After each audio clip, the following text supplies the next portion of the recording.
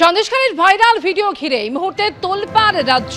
আর এই ঘটনায় এই ভিডিওকে হাতিয়ার করে বিচার ব্যবস্থাকে নিশানা করেছেন অভিষেক বন্দ্যোপাধ্যায়। রাজ্য পুলিশকে সুযোগ না দিয়ে সিবিআইয়ের হাতে মামলা তুলে দেওয়া হয়েছে। বিজেপি সিবিআই ইডি চাইছে, সেই নির্দেশ দেওয়া হয়েছে। মন্তব্য তৃণমূলের সর্বভারতীয় সাধারণ সম্পাদক অভিষেক বন্দ্যোপাধ্যায়। বিচার ব্যবস্থাও কোন রকম কোন সুযোগ রাজ্য পুলিশকে না দিয়ে 15 দিন 20 দিনের মধ্যে কেসটা ট্রান্সফার করে দিল সিবিআইকে।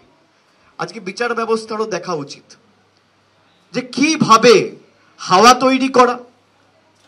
এখানে শুভেন্দু অধিকারী নিজে বলছেন, আপনারা ভিডিওতে দেখলেন, যে 355 করার যে পরিবেশ তৈরি করার সেটা আমি করব এবং কিভাবে করতে হয় আমি জানি।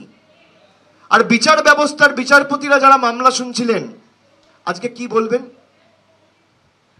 বিচারের বাণী নীরবে নিভৃতে কাঁদে। আজকে কি বলবেন? তাদের মুখে কথা আছে? পুলিশকে ইনভেস্টিগেট করার সুযোগ পর্যন্ত দেওয়া হয় না। বিজেপি সিবিআই চাইছে তাই সিবিআই, বিজেপি ইডি চাইছে তাই ইডি।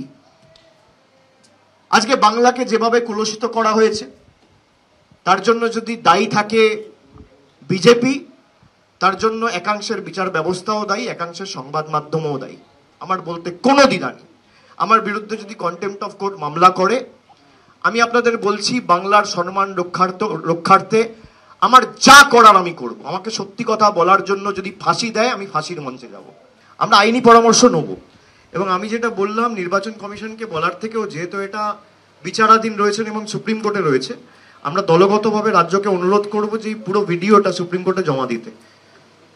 কিভাবে পুরোটা পূর্ব পরিকল্পিতভাবে করা হয়েছে কোর্টেরও দেখা উচিত।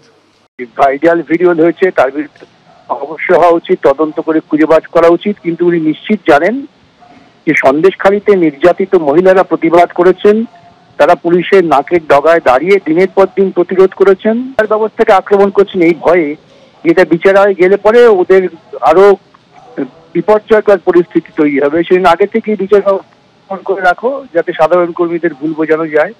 রাজ্যে নৈরাজ্য তৈরির একটা পরিকল্পনাই হচ্ছে বিচার ব্যবস্থাকে আক্রমণ। আপনার যদি এই ভিডিওর উপরে এত ট্রাস্ট আছে, আমার ওপেন চ্যালেঞ্জ রইল অভিষেক ব্যানার্জিকে, এই ভিডিওটা আপনি নিয়ে আসুন সুপ্রিম কোর্টে। আর সুপ্রিম কোর্টে তো সুযোগ পাবেন না, কেন সুপ্রিম কোর্ট তো সেখান থেকে তাড়িয়ে দিয়েছে, বলেছে কথা শুনবো না, সিবিআই ইনভেস্টিগেট করবে। আপনার যদি ক্ষমতা থাকে, ইন পার্সন আমি বলছি অভিষেক ব্যানার্জিকে, আমি পার্সন করছি, তোমার যদি যোগ্যতা থাকে এই ভিডিও নিয়ে please produce before the high court. আমি সেখানে আপনার অপেক্ষা করবো। আসুন, শুধু বসে বসে টিভিতে ড্রামা দেখাবেন, লটাঙ্কি দেখাবেন না। যখন রাস্তারে বাজারে নাচলেও মানুষ চাই দেখে হনুমানের নাচও, সেরকম এই হনুমান নাচ করলে হবে না।